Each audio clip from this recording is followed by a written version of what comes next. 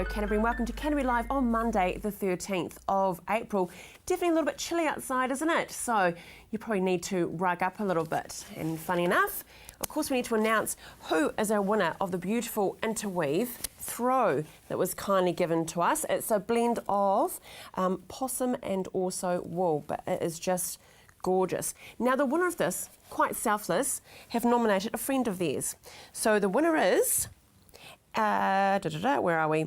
Angela Tranter. So Angela, congratulations to you. You have won this for your friend Jenny Reynolds. So it'll be here for you to collect from Marianne at reception. So gorgeous. There was lots of eyes wanting that rug. So congratulations to you. This weekend, Friday, yes, 17th of April, Crusaders will be versing the Chiefs. And we have some double passes to give away. So just call through to Marianne on 3777 033 or go to our Facebook page and leave your details. Well, can you make a play about Knickers? Yes, you can. You certainly can if you're part of the Riccarton Players. And I'm joined by two of their key people to talk about that. Aspire Canterbury, a wonderful organisation based here in Canterbury. We look forward to finding out about their wonderful vans and how they're actually helping our community. And boxing.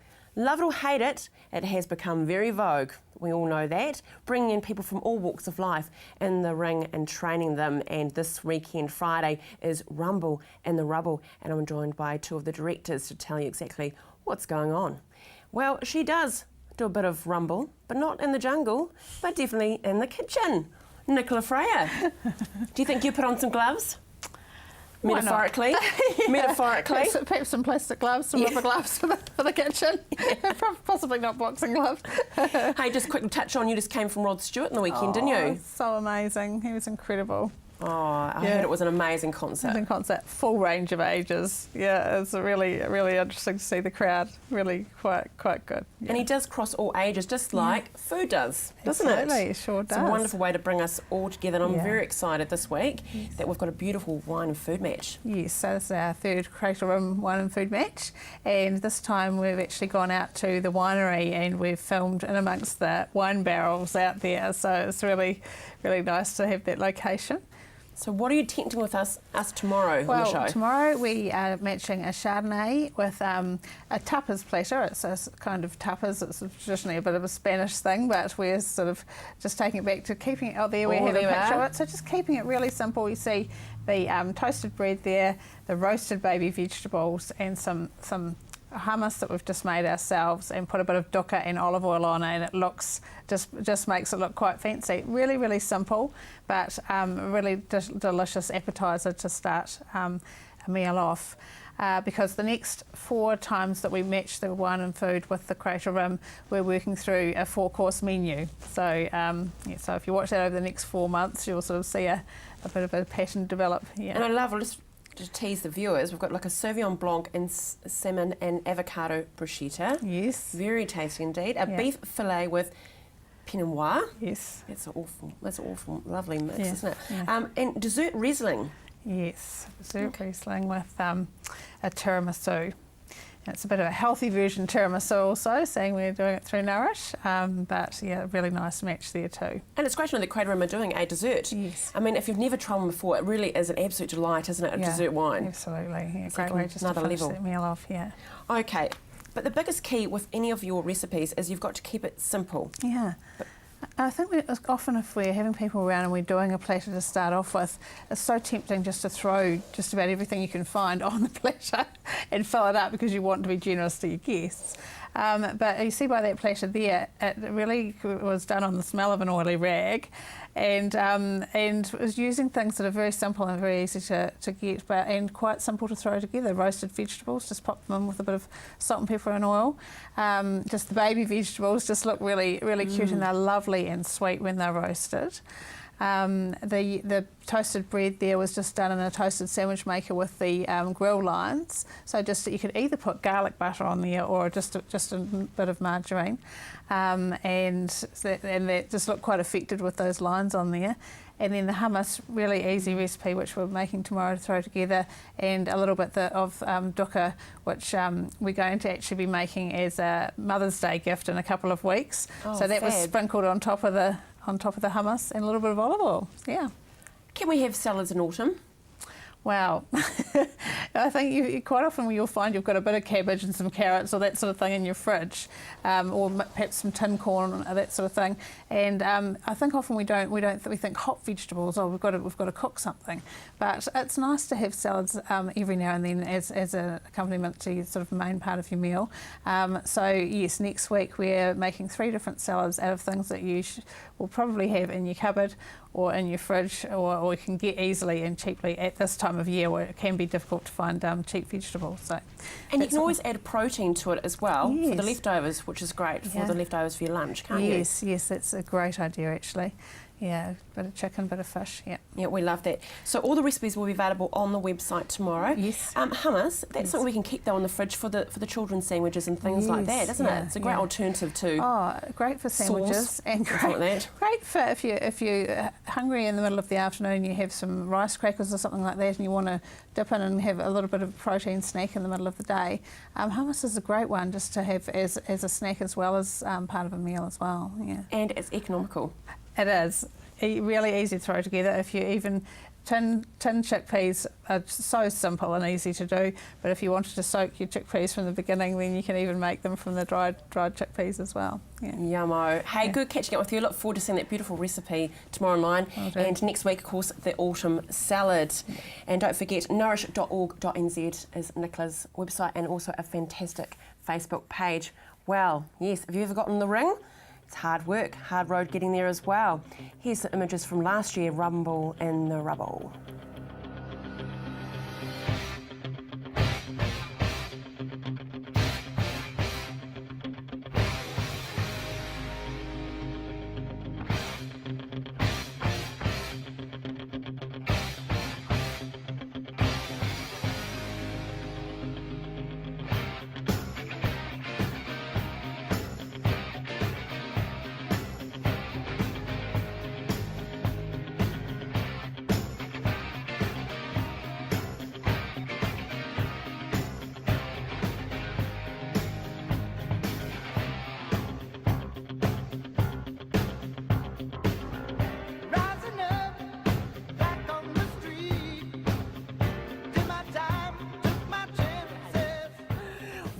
Well, there it is, a bit of a taste of Rumble in the Rubble. It was a fantastic success last year, and fortunately it is back with a vengeance, and I'm joined by Kelly Barry and Simon Kong from Maverick and Maven, the wonderful minds and talent behind it. How are we? Wow. Good. Yeah. A little bit chilly, but good. A little bit chilly. Well, that's the point. Let's talk about that, because Rumble in the Rubble, it is outside, which is so cool. It is So tell us completely about that. outdoors. So it's in Cathedral Square, and obviously there's no shelter or anything like that in there. So yeah, we rely on good weather. Yeah, we're hoping what's coming now is just going to pass through. And, yeah, exactly. And Thursday, Friday for the event build will be nice and clear for us. So let's talk about the basics. It is boxing. Yes, boxing. It is boxing, and it's rawest form really, because we've got the tradies getting in the ring. Yeah, well, I mean, Kelly's really the boxing person, but she's boxing family. Barry, I don't know. Yeah, they have something to do with boxing, don't they? But I think, I mean, this for me is really interesting because the boxers, they're not professional boxers. They've taken on this challenge themselves to train and be in the fight. So it's really incredible. The event is really about them, and it's driven by their motivations to put themselves in the ring. So, and that's why we put the event in the square, in this open air setting. I guess it's all these challenges, but there's so much atmosphere in that space for this event. Oh, it's incredible. And apart from actually, I mean, it's a wonderful thing for the fighters, the whole experience of training for an event, but it's also about the charity as well. Can you tell us about that? Yeah, so this year we have the For Everyone Charitable Foundation. When we were thinking about who to support, I mean, there's so many good charities out there. We you know, it took a while, but we came up with them because they actually support a lot of different community groups, schools, youth groups, to just get small jobs done. So it's the bike shed at the school needs fixing, or the sports team needs some new equipment. So it's all those little things that actually are quite big jobs for small communities, but yeah, it helps more than just one organisation. Yeah. I liked that it was going to go to grassroots communities. Yeah, and that's what it's all about. It's about giving back, isn't it? Now, your fighters, it is a bit of a path, though, for them to get up to the fitness. And, of course, we've got round 12 is the Barry base. There's a lot of fighters came out of there. It must be a big journey for them, though, when they've come from maybe no fitness. Yeah, it's a massive journey for them. So they train for anywhere between 12 to 8 weeks, depending on when they've come on board. It is a huge commitment, time. It's really hard for them. They're working full time in physical jobs, labouring, and then they go from work to the gym, and they're there for 1.5 to 2 hours. And I know they're training on the weekends. I was there last night at 5 o'clock, and they were training.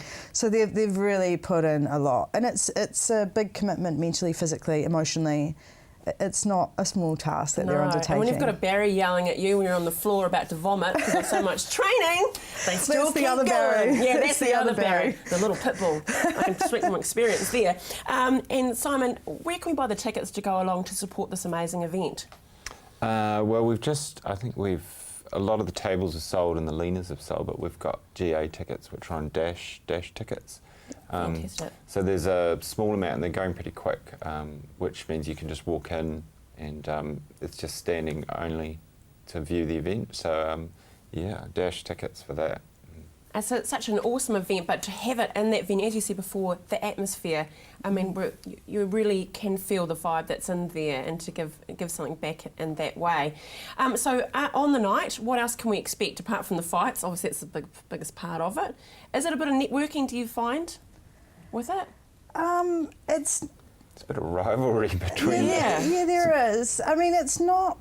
It becomes a corporate event on the night. It's black tie, everybody's dressed up, and there's corporate tables and things like that. But I wouldn't consider it like any other corporate event at all. It still has a very raw, rough, edgy feel to it, and it's more about the people there are there to support whoever's in the ring. They're all friends of contenders, or they enjoy boxing, and it's more about them just actually having a good night and cheering on whoever it is that they're supporting. Well, I believe there may be actually a Barry fighting as well. Yes, my younger brother. Chris Barry, he's fighting. He's up fight 5, so he's about halfway through the night. And who's in his corner? Is Dad in his corner? Dad's in his corner, yeah. Jeepers creepers. Yeah. It's a brave man taking on a Barry, isn't it? Just quietly. The whole family's been pretty much involved from the get-go. My other sister, my older sister, also spars with the girls that are going to be fighting to help get them prepared. So everyone's involved. Yeah. To learn that feeling of getting hit, that's cool. And Simon, also, what do you think it is about boxing that's really drawn? It's the new thing, isn't it? As far as entertainment, it's gone to another level as far as the whole corporate and events. Why do you think people are drawn to boxing? I think this sort of level of boxing is because of the personal commitments people make. I think there's an interest in professional boxing, but at this kind of range, I think it's because it's individuals who have challenged themselves to kind of get in the ring, and people connect with that. And I mean, that's what we're sort of about and why we want to present this in Canterbury in this way. Yeah, it's awesome. Hey, thank you so much both for joining me. Thanks all the best. The weather's going to be fine on Friday. It's all going to be custard now, and it's all going to be cream on Friday night. It'll be all good. So make sure you check out Rumble in the rubble.co.nz for more details. Stay with us after the break. Get your knickers out. Yes, Rickland players are here.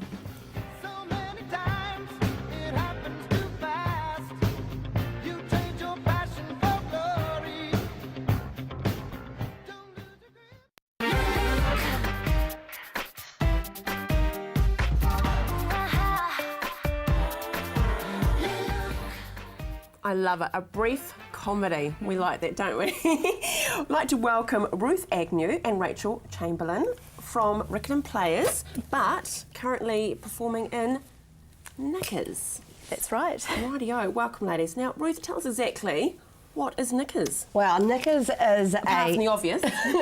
a really funny comedy. Originally it was set in Canada, but it's been adapted to be set in Matoda.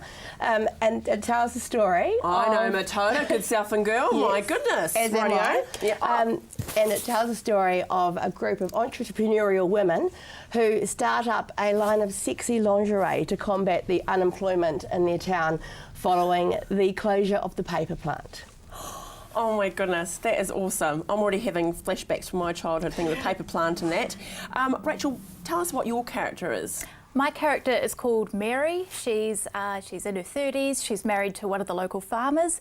She used to work in the mill. She was one of the admin staff. And yeah, basically she's a Weight Watcher. She really wants to start a family with her husband, but it's not working out for her. And she's feeling a bit down in the dumps really about the whole problem with the town is money's pouring out of it because there's no one's got their jobs, and basically just desperate for something to pick her up and give her a bit more purpose in life. Oh, so some soulful themes flowing through apart from the brief comedy. Yeah. And your character, Ruth, who do you play? I play Terry, the leader of the Weight Watchers group, and I'm one of the 4 women who starts the lingerie line. Yeah, there are some really important themes we think in this play. You'll go there. Yeah, that's us. And you know, for Christchurch particularly, we think things like strength over adversity and community spirit and just getting together with your friends to have a laugh. Yeah. And real women. Yes. Real womanly figures as well. Now, who's directing the play for you? Christina Sachursky, who's directed many plays for Riccarton Players, amongst others, and she's fabulous. Yeah. Great. So who do you think this play is for? I mean, you yourself, Rachel, brought out some themes there about, you know, fertility. Yeah. As an issue. Absolutely. Weight. Who should go along? Well, I think women will certainly find that it resonates a lot with them. We've also got something for the guys in there too, I think, particularly the knicker strut, as we like to call it. But I think there's something for everyone in this show, and I think old and young, I mean, not too young, but I think everyone should be able to get something out of it. But, okay, yeah. so when is it on, Ruth? Well, it starts tomorrow night at the Hagley Open Theatre at Hagley Community College, and it's at 7:30 every night until Saturday, when we also have a 2 p.m. matinee. Oh, that's perfect.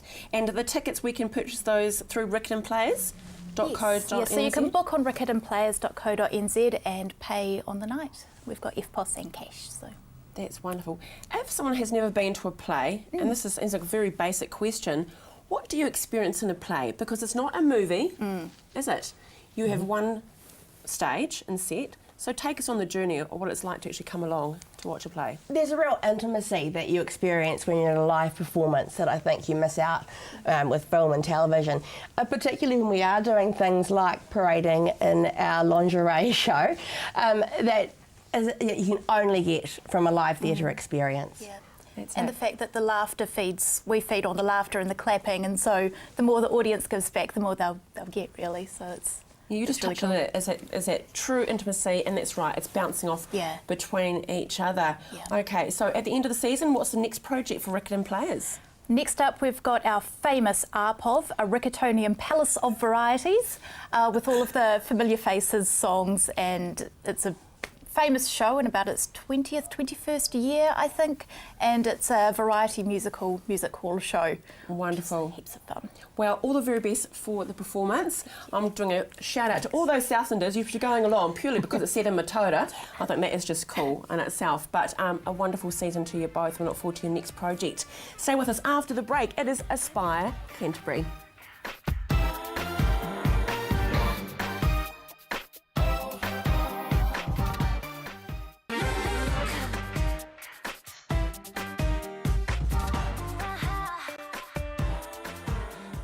Welcome back to Canterbury Live. Now I'm joined by Mark Thiel, who is a manager for Aspire Canterbury.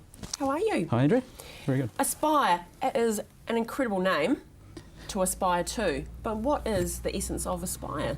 Well, Aspire Canterbury is a disability information centre. We're part of a federation of about 20 centres throughout New Zealand, and providing help and information for people with disabilities and mobility issues. And as well as that, we've got hire services. We hire out wheelchairs, ramps and wheelchairs, crutches to the general public. We've got a little shop there where we've got hundreds of pieces of equipment and products that help people with mobility, just with their everyday living. And we also are the largest agency for the total mobility taxi scheme in Canterbury. And so a lot of the people we deal with don't consider themselves as having a disability or being disabled. They just have mobility issues. You know, they might have difficulties turning on a tap or opening a jar. I mean, I have trouble opening jars sometimes. Just quietly, so do I, actually. So they just, you know, a lot of people are just have difficulties moving around. They might be, you know, a bit frail now, but unsteady on their feet, or they've had an accident, or, you know, might have had a stroke or something like that. And so we're there to provide them with the help and information that they need to be able to, you know, live a more fulfilling life, and provide those pieces of gadgets and equipment that can take away those barriers. And I saw a couple of your interviews last week with people in a similar sector, and the words that kept coming up were barriers and solutions, and you know, that resonated with me too, that we're very much about removing barriers and providing solutions for people with mobility issues. That's, you know, us in a nutshell, really. That's wonderful. And now you're actually able to bring it to us by a wonderful new van that you have, which is incredible. Yes, you know, we've been around for about 30 years as a non-profit organisation, and we're a charitable trust too. But we've realised that we're possibly not reaching everyone that we should be or could be. You know, we get people saying to us, you know, I didn't know you were there in, you know, Worcester Street. We've been there for, you know, almost 30 years. We didn't know that you have those sort of services for the public and the equipment and that sort of thing. That made us realise that we need to get more out into the community. And so this van that we've got is our response to that. The equivalent of us in Auckland, Independent Living Services, have designed an innovative mobile van. It's like a showroom on wheels, really. It's to take all our products and information, equipment and services directly to those who need them. So rather than, you know, we do advertising as well, general advertising, but that can be a little bit scattergun. But this, you know we can take it to the people that actually need that help. And yeah. And it's a free service as well, yeah, which that's is quite right. incredible. So how do you get the funding to stay afloat, to keep going? Well, for this mobile service, for a start, we're very grateful to the Canterbury Community Trust, who helped with the purchase of the van. But we also get funding from traditional sources like grants, from the likes of the Lion Foundation, lotteries, Christchurch City Council, Pub Charity, Southern Trust. We also get donations and bequests. There's the proceeds we get from the hire services and from our shop, from our equipment as well. And so just going back to the van itself, as you said, it is a free service. And what we're wanting to do is give interactive presentations to organisations. You know, there are always organisations looking for speakers, and we've just taken on Shannon to be our driver and to be our presenter for those organisations, and people are just going to love Shannon. They're going to want her back again and again because she's such an engaging person. She's got a great sense of humour. Well, we can find out more information though through your website, which is aspirecanterbury.org.nz. On there you can find out about Shannon and other things, as well as how you could actually donate if you wish to a wonderful organisation. Thank you so much for joining me today. Thank you. Now, on tomorrow's show, we have Jane from Mainland Dating and Terra Viva. Have a great day. See you tomorrow.